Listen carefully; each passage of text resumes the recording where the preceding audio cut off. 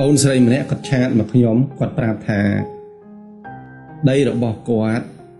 មិនឲ្យតម្លៃគាត់ក្នុងនាមជាប្រពន្ធនោះទេមិនឲ្យតម្លៃគាត់ក្នុងនាមជាស្ត្រីមេផ្ទះម្នាក់នោះទេ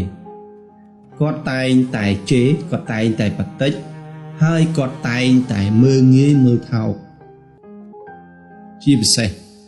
ពាក្យចុងក្រោយរបស់គាត់ពិតជាធ្វើឲ្យខ្ញុំឈឺចាប់ខ្លាំងបងប្អូនអ្នកគ្នាគាត់ប្រាប់ថាគ្រប់ពេលដែលប្រពន្ធរបស់គាត់ធ្វើការប្រឹងប្រែងនៅក្នុងផ្ទះគាត់មិនដែលសរសើរប្រពន្ធរបស់គាត់ទេតែប្រសិនបើប្រពន្ធរបស់គេវិញគាត់សរសើរប្រពន្ធគេពេញមាត់គាត់សរសើរប្រពន្ធគេដាច់មាត់ចោលបងប្អូនអ្នកគ្នាដូចពាក្យចាស់យើងពីមុនក៏តែងនិយាយលេងចេះ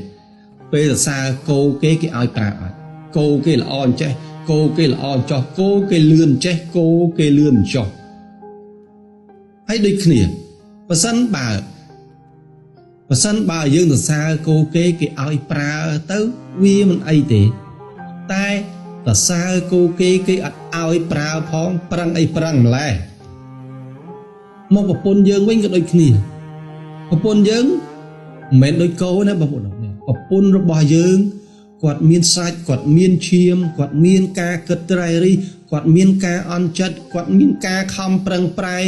គាត់មានការតស៊ូអត់ធ្មត់ក្តីស្រឡាញ់នៅក្នុងនឹងតែមួយអញ្ចឹងសួរថាយើងជាប្តីយើងមិនព្រមសរសើរប្រពន្ធខ្លួនឯងនេះហេតុអីបានយើងត្រូវ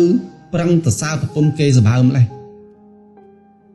បានគេឲ្យប្រើដោយគោអត់ទេសរសើរប្រពន្ធគេដូចជាអត់មានប្រយោជន៍អីទេ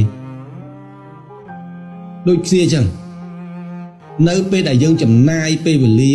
ដ៏ច្រើនសន្ធឹកធាប់របស់យើងទៅសរសើរប្រពន្ធគេអញ្ចេះទៅសរសើរប្រពន្ធគេអញ្ចោះសួរថាដួងចិត្តប្រពន្ធរបស់យើងមិនគាត់ឈឺមែនអត់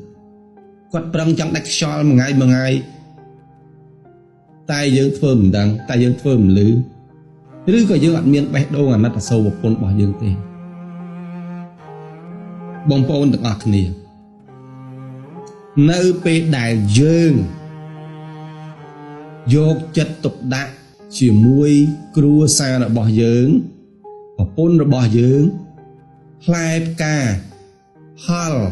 ឬក៏ផ្លែផ្កានៃការយកចិត្តទុកដាក់របស់បងប្អូនអរគ្នាចំពោះគ្រួសារយើងគឺសុភមង្គលតែប្រសិនបើបងប្អូនទាំងអស់គ្នាមិនព្រមយកចិត្តទុកដាក់មិនខ្វល់ខ្វាយមិនព្រួយបារម្ភទុកចោលចង់ធ្វើអីធ្វើទៅលែងខ្វល់លែងព្រួយបារម្ភអីទាំងអស់ផ្លែផ្កានៃការដែលបងប្អូនទុកគ្រួសារចោលទុកប្រពន្ធកូនចោលនេះអីគេគឺគ្រួសារវេទនានារីព្រាត់ប្រាសរហូតដល់យើងលែងលះគ្នានៅជាមួយគ្នាលែងបានអញ្ចឹងសួរថាតើយើងចង់បានគ្រួសារដែលមានភាពកក់ក្ដៅស្រឡាញ់គ្នារអករអើនយល់ចិត្តគ្នាផ្ដល់កម្លាំងចិត្តឲ្យគ្នាឬក៏យើងចូលចិត្តគ្រួសារមួយជំទាវឆ្លោះគ្នារាល់ថ្ងៃបើសិនបើយើងដឹងថាអាកប្បកិរិយាទង្វើរបស់យើងវាជះឥទ្ធិពលខ្លាំងបំផុតទៅដល់គ្រួសាររបស់យើងអញ្ចឹងហេតុអីបានយើងមិនព្រមត្រួតពិនិត្យពីទង្វើរបស់ខ្លួនឯងពីអាកប្បកិរិយារបស់ខ្លួនឯងសម្ដីសម្ដៅរបស់ខ្លួនឯងអិរិយាបថរបស់ខ្លួនឯង